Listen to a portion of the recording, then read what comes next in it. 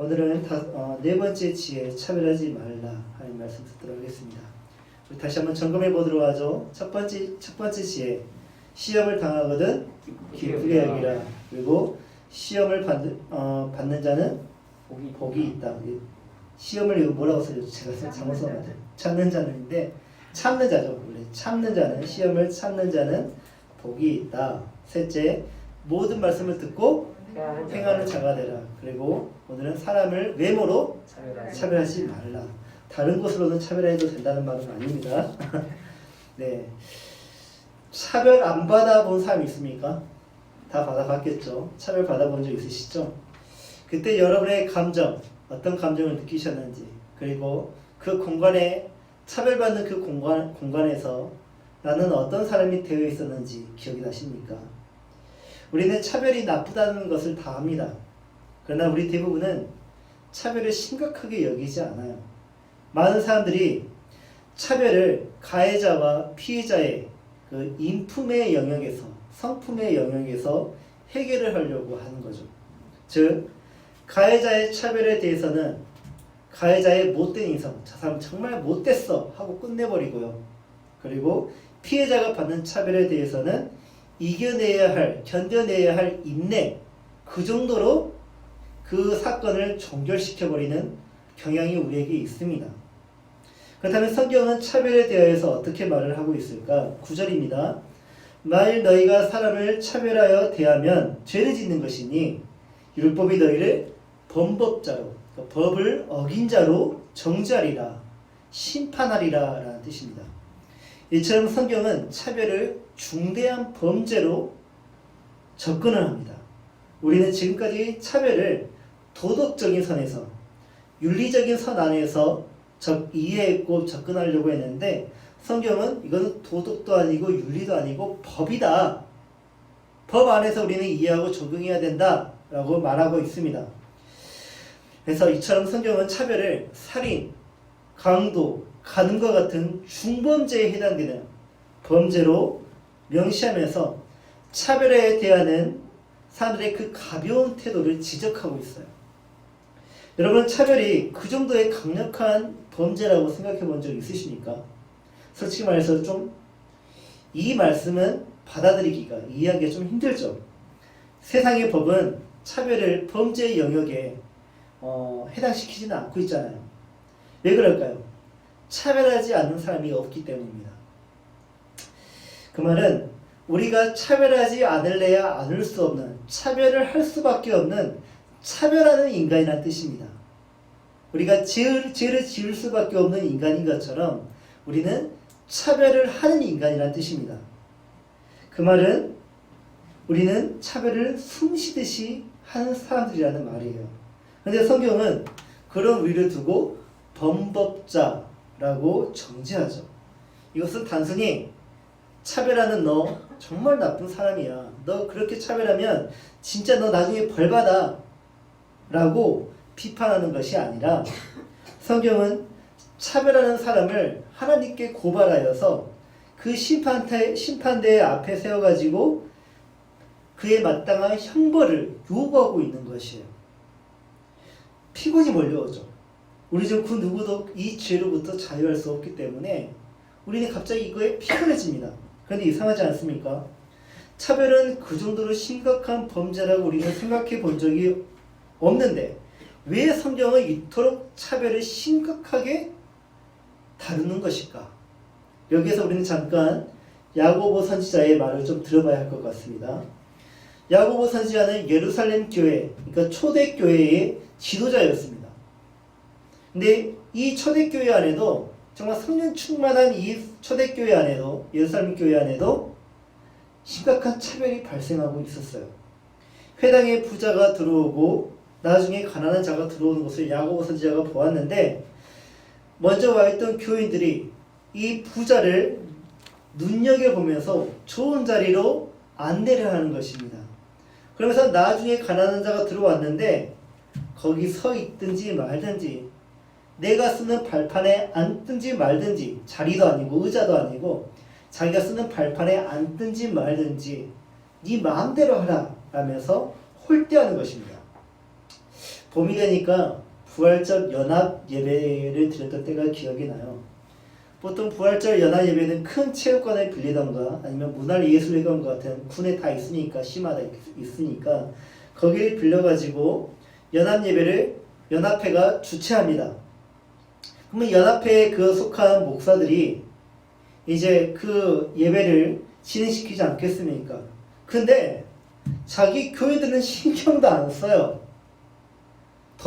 예배 안 드리고 도망가든 말든 성도들이 어디 앉든 말든 등한시하고 외부 인사들, 그러니까 정치하는 분들, 사업하는 분들을 영접하는데 진땀을 빼는 모습을 보입니다.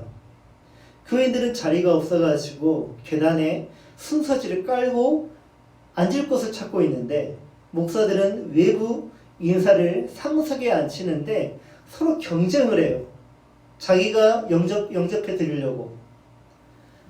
또한 어떤 순서를 맡든 간에 하나님께 영광을 돌려야 할, 또 부활에 초점을 맞춰야 할 모든 순서들이 그 외부 인사들을 축복해주고 이름을 거론하면서 칭찬해주고 그 모습을 젊은 전도사가 보았을 때 얼마나 꼴불견이었겠습니까? 야고보 선지자가 본 그 예루살렘 교회 성도들의 모습이 이와 같았다는 말입니다. 그런데 더 아픈 것은 그 부자들이, 그들이 그토록 극진히 대입하는 그 부자들이 평소에 선을 행하던 사람들이 아니라 그 영접하는 그 사람들을 괴롭히고 억압하고 그들을 법적으로 끌고 가던 아주 나쁜 사람들이었단 말이에요. 이해가 안 가지 않습니까? 그것은 왜 그 교인들은 자신들을 억압하고 사회 법적으로 끌고 가는 그 사람들, 그 나쁜 사람들을 왜 교회에 딱 들어왔을 때 그토록 기뻐하며 영접했을까요? 왜 그 악인들을 우대하고 귀인으로 여겼을까요? 그것은 자신이 지지하는 대상과 자신을 동일시하려는 자연스러운 욕구가 인간 안에 있기 때문입니다. 그 욕구가 과거 자신이 그들에게 받은 악행에 대해서는 전혀 문제없는 것으로 만들어버려요. 그 사람이 나에게 저지른 만행에 대해서 넘길 수 있는 것은 그가 가진 외모가 내게 유익이 되기 때문입니다. 가령 학창시절 나를 괴롭히던 어떤 친구가 있었어요. 근데 그 친구가 그때 내 마음에는 저는 꼭 망했으면 좋겠다 라고 했는데 꼭 이 내 바람대로 되지 않죠. 그렇게 나쁜 놈들이 오히려 더 잘 돼요. 유명 인사가 되고 유명 정치인들이 돼요. 그래서 우리 교회 왔다고 해봐요. 그때 여러분들은 어떻게 하실 것 같습니까? 그 친구를 이 사람 내 친구입니다 하면서 여러분 그 친구가 내 옆에 앉아주기를 바라겠습니까? 아니면 홀대하며 그냥 대면대면하며 굴겠습니까? 근데 우리는요, 많은 사람들이 대부분 어떻게 하냐면 저 사람 나랑 학교 다닐 때부터 친한 친구였다. 그리고 그 친구가 나를 반겨주기를, 안아주기를 원하고 그리고 내 옆에 앉아주면 그것 참 좋은 게 없어요. 우리는 과거 그 사람한테 당했던 것들이 다 망각해버려요.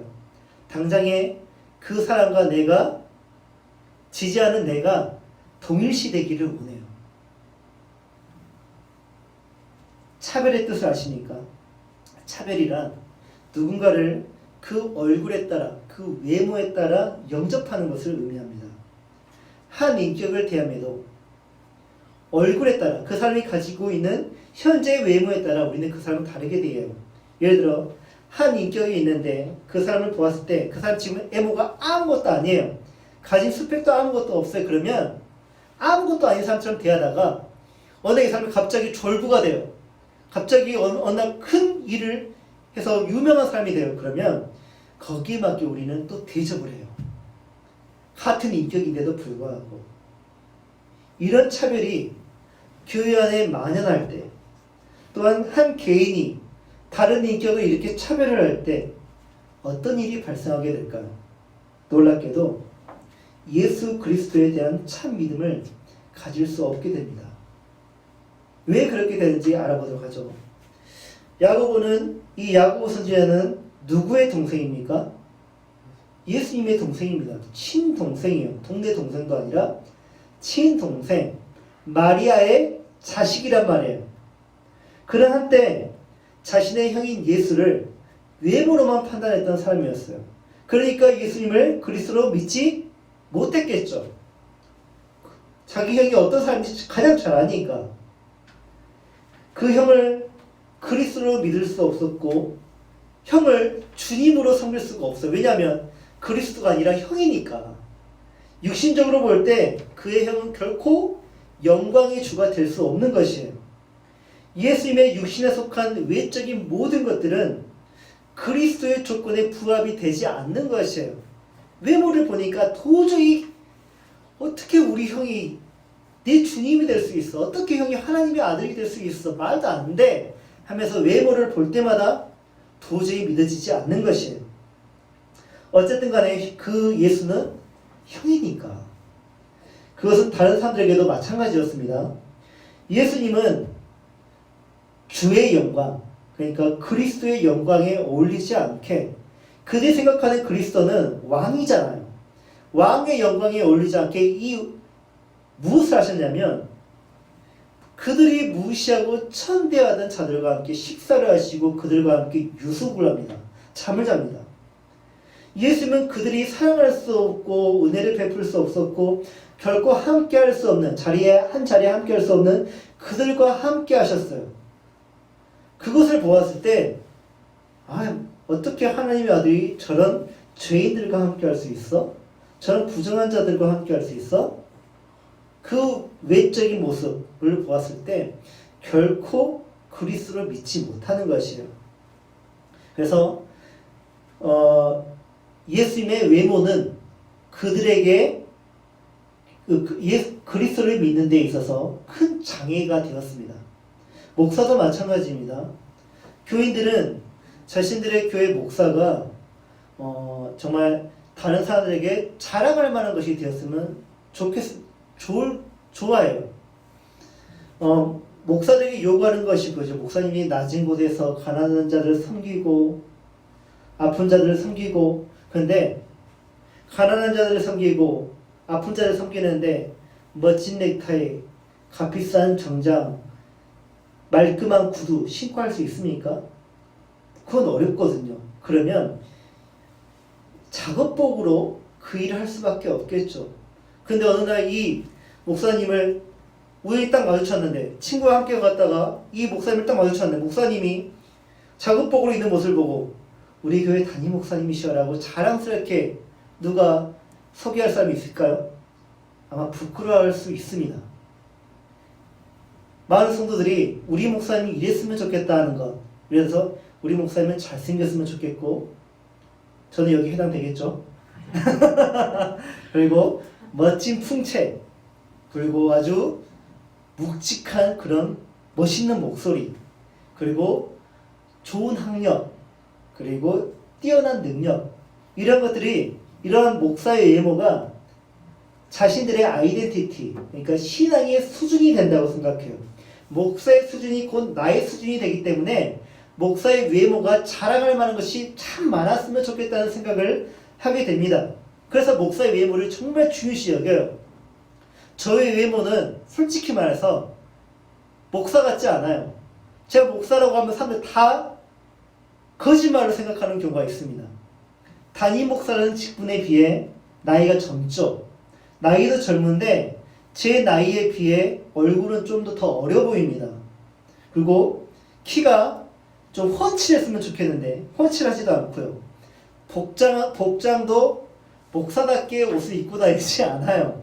그러다 보니까 제가 경험한 일이 있는데, 제가 신방을 갔는데 거기에 여러 손님들이 있지 않습니까? 그럼 보통 어떻게 해야 됩니까? 우리 교회 담임 목사님이십니다 라고 소개를 해야 되는데, 아는 사람입니다 라고 소개를 해버리는 거예요. 저는 당연히 우리 교회 담임 목사님이십니다 라고 소개할 줄 알았는데, 아는 사람이에요 라고 단한테 소개를 해버리는 거예요. 제가 차별을 받았죠. 이렇게 사람을 외모로 차별을 하는 것은 그 사람을, 그 상대를 세상적인, 인간적인, 세속적인 가치로 평가하고 있다는 이야기거든요. 그러니까 아는 사람을 속였다는 것은 세상적인 가치를 보았을 때, 인간적인 가치를 보았을 때, 세속적인 가치를 보았을 때 속개하기가 참 민망하다라는 뜻입니다. 제가 민망한 사람이라는 뜻이에요. 그게 외모는 사회생활에서 정말 중요하잖아요. 하지만 외모로는 그 사람의 본질을 결코 담아낼 수도 표현할 수도 없다는 사실을 우리는 알아야 합니다. 그리스도이신 예수님이 외모로는 전혀 영광스럽지 않았던 것처럼 외모는 사람의 본질을 담아낼 수 없다는 말입니다. 사기꾼은 이 외모를 이용해가지고 자신의 본질을 속이잖아요. 본질은 사악한 늑대이죠. 거기에 여우가 숨어있죠. 본질은. 그런데 그들의 외모는 어떻습니까? 너무나 착한 양이죠. 그래서 사람들을 그 외모로 기만하는 것 아니겠습니까? 그들의 본질을 밝혀내는 자들이 누구입니까? 검사, 형사입니다. 그런데 그들의 본질을 밝혀내는 검사, 형사들마저도 사기꾼의 외모에 속아버립니다. 우리는 왜 이토록 외모를 중요하게 여기며 의존해 사는 것일까요? 우리는 왜 이토록 본질보다 겉에 불과한 관상에 더 신빙성을 두는 것일까요?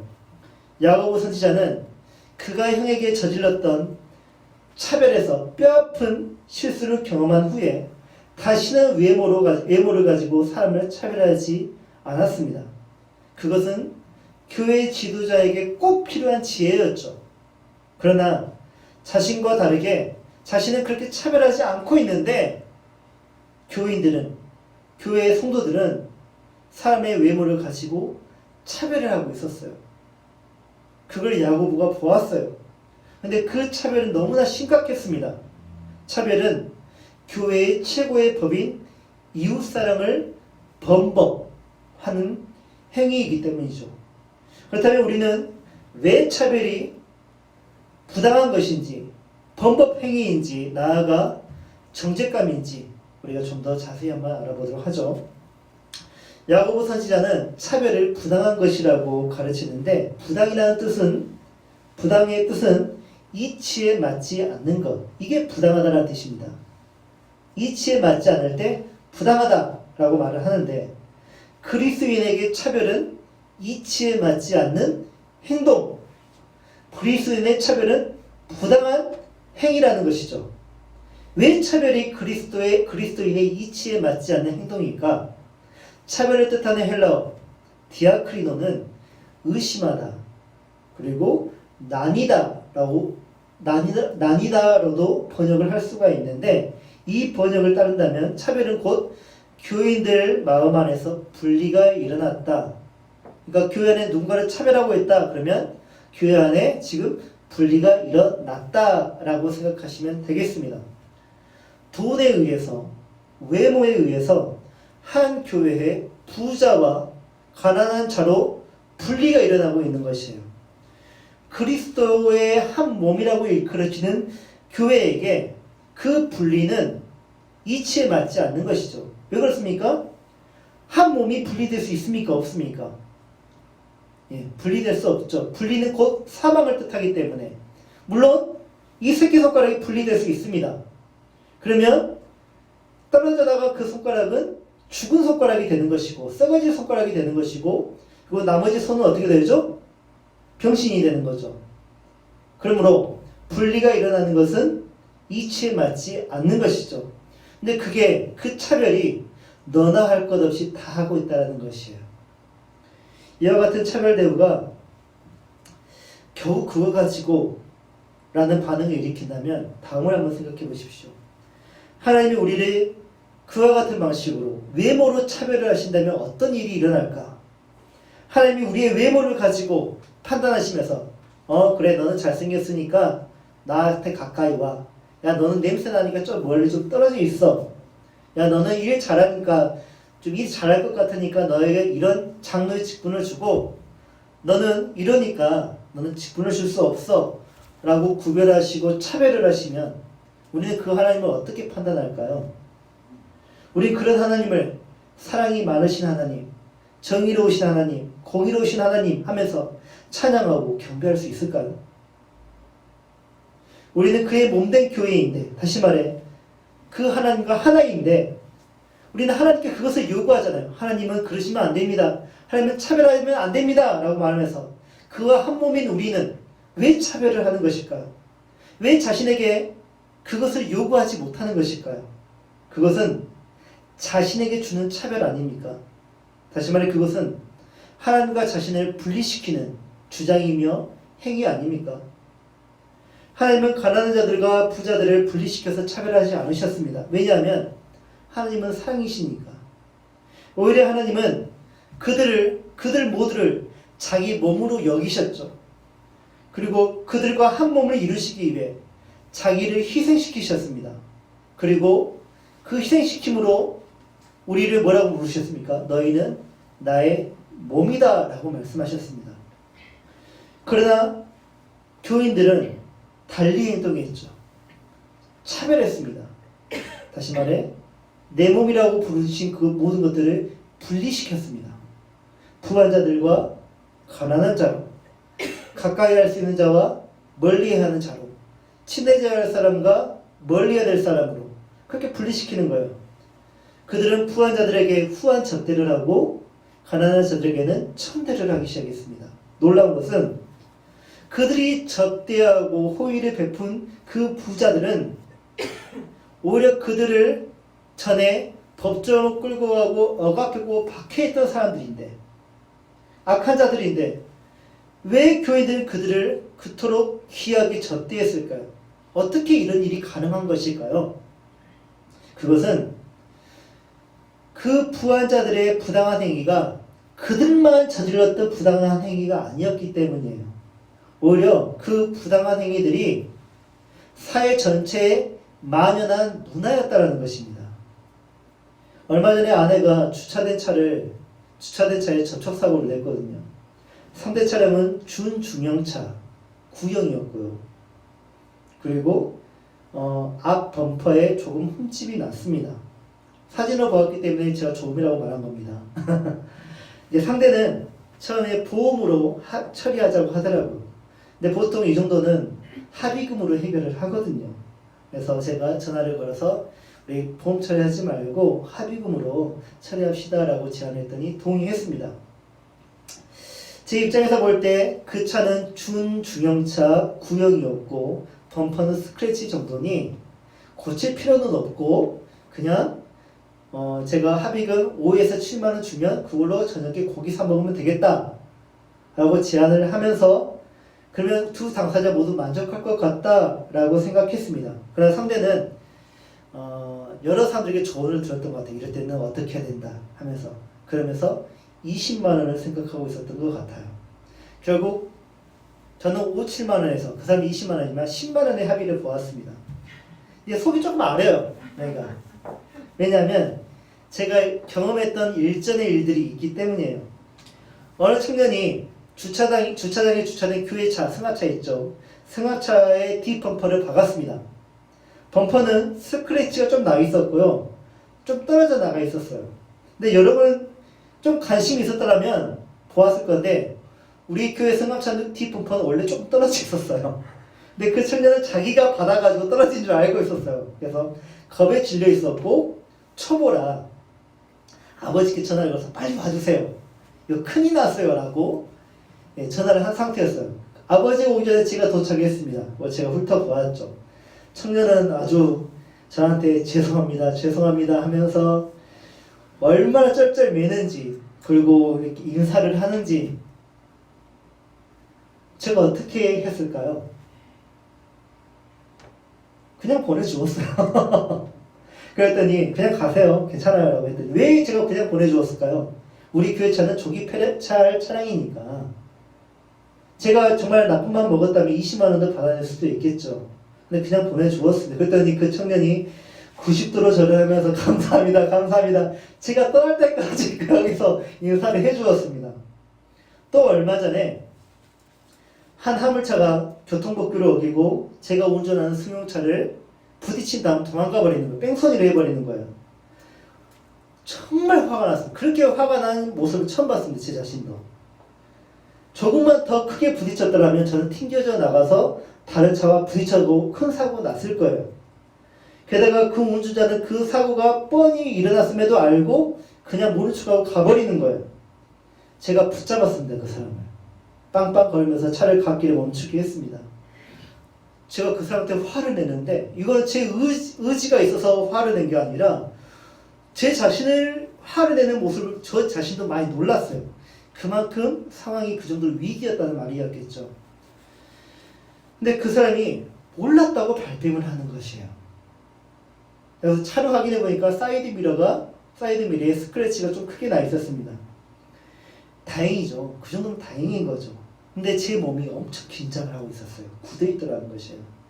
상대가 툭 말을 던집니다. 제가 어떻게 해주셨으면 좋겠습니까? 제가 어떻게 해줘야 될까요? 자, 이렇게 해주었습니다. 컴파운드 값 3만원만 받았습니다. 왜 3만원 받았냐? 저는 컴파운드가 없기 때문에. 컴파운드가 있었으면 그냥 안 받았겠죠, 그 돈도. 상대는 이게 웬 떡이냐 하면서 갑자기 악수를 쳐가더니 가버리더라고요. 이런 일들 제가 경험했잖아요. 저는 상대에게 궁유를 베풀었고 후일을 베풀어줬잖아요. 근데 저는 10만원을 보상하려고 하니까 이 속이 쓰린 거예요. 왜 하나님은 저 사람이 나한테 궁유를 베풀도록 마음을 주시지 않는 것일까? 다행이지만 근데 보통 이러잖아요. 충격도 느끼지 못한 접촉사고가 남에도 불구하고 병원에 입원을 하는 경우가 다반사이고 높은 합의금을 요구하는 문화가 우리 사회에 만연해 있잖아요. 누가 나 좀 받아주기를 원하잖아요. 운전하는 사람들이 그런 생각을 가지고 있잖아요. 다른 사람들은 이 이야기를 들으면, 제 이야기를 들으면 진짜 미련하다. 어떻게 세상을 그렇게 살냐. 하물며 목사들도 이런 말을 합니다. 저한테. 이럴 때 좀 쉬는 거다 말을 하면서 돈 좀 번 거다. 네가 좋아하는 스마트폰, 네가 갖고 싶은 물건을 이때 사는 것이다 라고 조언을 해줍니다. 우리가 흔히 알고 있는 교통사고에 대처하는 자세가 이런 거예요. 교통사고의 가해자일 때는, 내가 교통사고의 가해자일 때는 상대를 마치 부자를 영접하는 것처럼 머리를 숙이면서 호의를 구하는 게 가해자의 자세이고, 내가 그 교통사고의 피해자일 때는 가난한 자를 대하는 것처럼 업신여기고 부당하게 대하면서 억압하는 것이 우리가 교통사고에 대하는 자세예요. 우리는 이런 사회에 너무나 잘 적응하고 있어요. 그런데 이러한 자세가 교회 안에서도 적용되고 있다는 사실이죠. 가령 제가 함께 했던 한 청년이 자기 친구가 공무원인데, 광주에서 공무원 하는데 대리운전을 이제 술 먹고 회식을 하고 대리운전을 시켰다고 합니다. 근데 그 대리운전자가 주차장에 주차를 이상하게 해놓은 거예요. 그날 새벽이었는데. 그래서 그냥 조금 나갔다가 다시 들어가면 되니까 자기가 그렇게 했는데 하필이면 교회 새벽 차량과 부딪혀버린 거예요. 거기에는 할머니 몇 명이 타 있었고. 그 전도사가 지금 이제 교회 이거 차 운행해야 되니까 내가 낮에 전화를 걸겠다 하고 있는데 그 전도사가 100만 원의 합의금을 요구했습니다. 그러면서 하는 말이, 교회 다니니까 이 정도만 해주는 거예요. 근데 솔직히 이제 공무원이죠. 음주운전을 했죠. 어마어마한 이게 일이거든요. 그러니까 100만 원 해결해 준 거는 그 사람한테 또 감사한 일이긴 하지만 우리가 볼 때는 어떻습니까? 너무나 부당한 행위이잖아요. 근데 이게 교회 안에서도 말씀을 가르치는 자에게도 이런 부당한 행위가 만연하게 행해지고 있다는 것이에요. 야고보 선지자가 본 교회 모습이 초대교회, 그 성령 충만한 교회에서도 이런 사회와 똑같은 일들이 교회 안에서 이루어지고 있는 것을 보았습니다. 교회는 일반 사회의 연장선상에서 사회생활이 동일하게 이루어지고 있었어요. 구별되지 않고. 우리는 앞으로 어떻게 해야 할까요? 사회에서 그렇게 살지 못하면 피해를 당하게 되고 억울하게 되는데, 그리스도인이라는 이유로 우리는 늘 그렇게 피해만 봐야 하는 것일까요? 우리는 늘 억울해야만 하는 것일까요? 그 전에 먼저 이것을 알아야 합니다. 우리가 지켜야 할 최고의 법은 대한민국 헌법이기 앞서 하나님의 말씀이라는 사실을. 하나님의 말씀은 우리의 도덕 기준에 앞서, 윤리 기준에 앞서 지켜야 할 최고의 법입니다. 그 법은 왕적인 법입니다. 왕적인 법. 하나님 나라의 왕이신 예수 그리스도에 의해 새롭게 해석되고 완성된 법입니다. 그 법에는 최고의 법이 있습니다.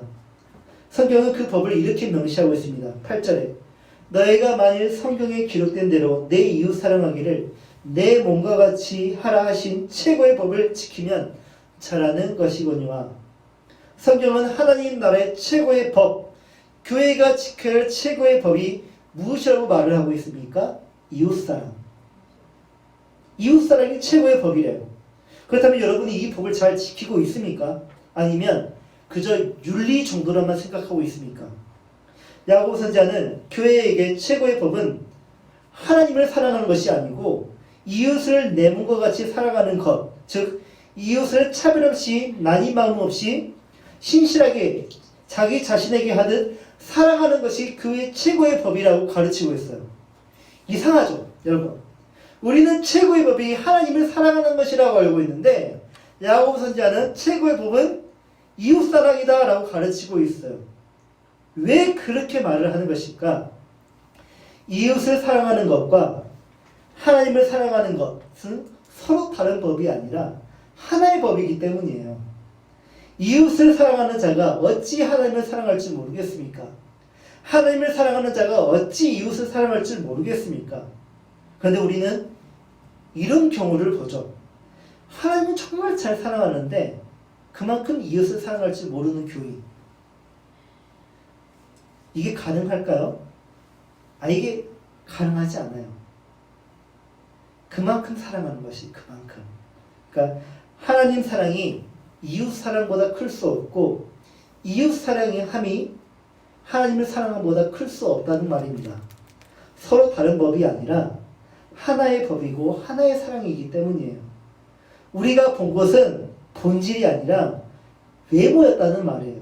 다시 말해 그 외모는 속일 수 있고 착각을 불러일으킬 수 있다는 것입니다. 그래서 이웃 사랑하는 것을 보면 하나님을 얼마만큼 사랑하는 것인지 볼 수가 있어요. 이웃 사랑이 하나님 사랑하는 만큼 보이지 않는다면 그 사람은 하나님을 이웃 사랑하는 것만큼만 사랑하고 있다는 것이에요. 그러면 제가 보았던 그 하나님 사랑은 무엇입니까? 라고 묻는다면 그것은 거짓말, 우리의 착각. 사도 바울의 말을 들어보십시오. 갈라디아서 5장 14절 온 율법은 내 이웃 사랑하기를 내 자신같이 하라 하신 한 말씀에서 이루어졌나니. 사도 요한의 말도 들어보십시오. 요한일서 4장 20절 하나님을 사랑하노라 하고 그 형제를 미워하며 이는 거짓말하는 자니. 이로 인해 우리는 결론을 내릴 수 있는데 차별은 이웃을 사랑하지 않는 것이고 하나님을 사랑하지 않는 것이다 라고 우리는 결론을 내릴 수 있습니다. 차별하는 것, 하나님을 사랑하지 않는 것은 곧 무엇을 의미합니까?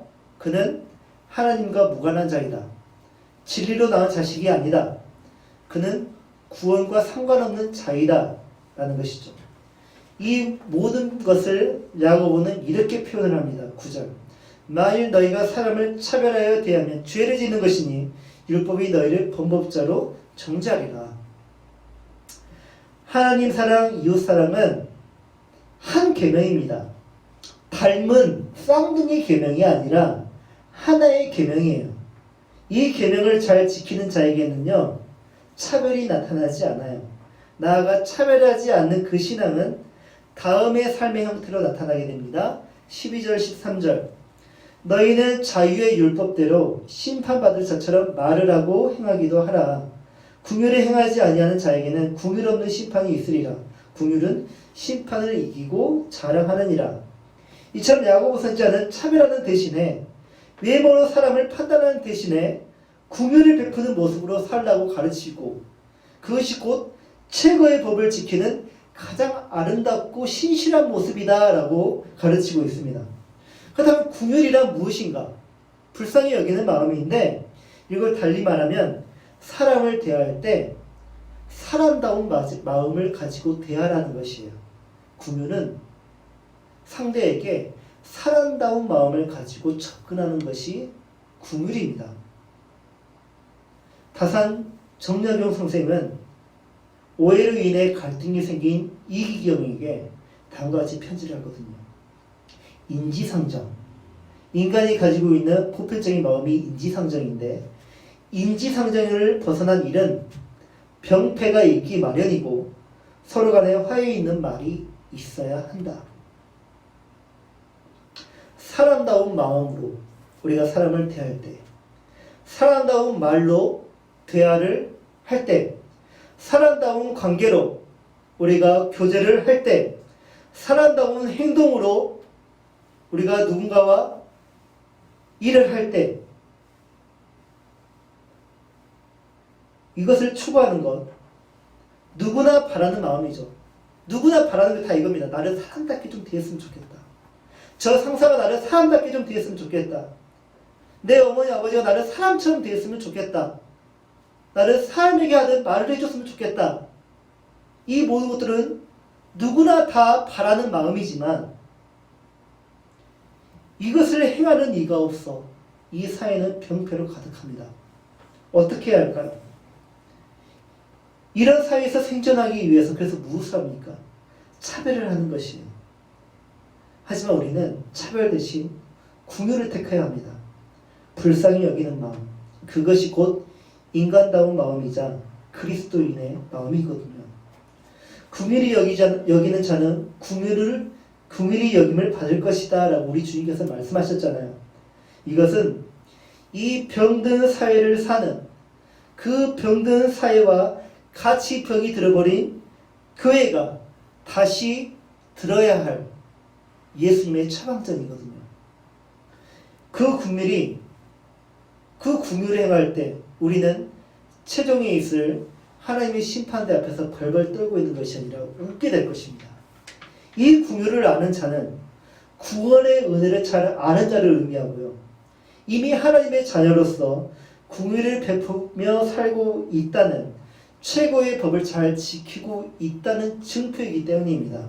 그러므로 여러분, 외모로 사람을 차별하지 마십시오. 모든 사람을 대할 때는 긍휼히 여기십시오. 사람을 외모로 차별하지 말라. 사람은 긍휼의 대상이다. 이것이 오늘 우리가 듣고 터득해야 할 그리스도인의 네 번째 지혜입니다. 우리 이 말씀을 의지하면서 기도하고 또 하나님께 찬양 드리도록 합시다.